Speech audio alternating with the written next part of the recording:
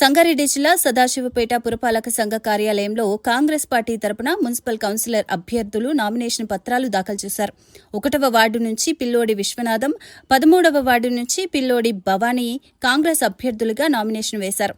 ఈ సందర్భంగా కాంగ్రెస్ పార్టీ నాయకులు, వార్డు యువకులు, మహిళలు పెద్ద సంఖ్యలో హాజరై అభ్యర్థులకు మద్దతు తెలిపారు. నామినేషన్ ప్రక్రియను శాంతియుతంగా పూర్తి చేసి పార్టీ శ్రేణులతో కలిసి కార్యాలయం నుంచి బయలుదేరారు.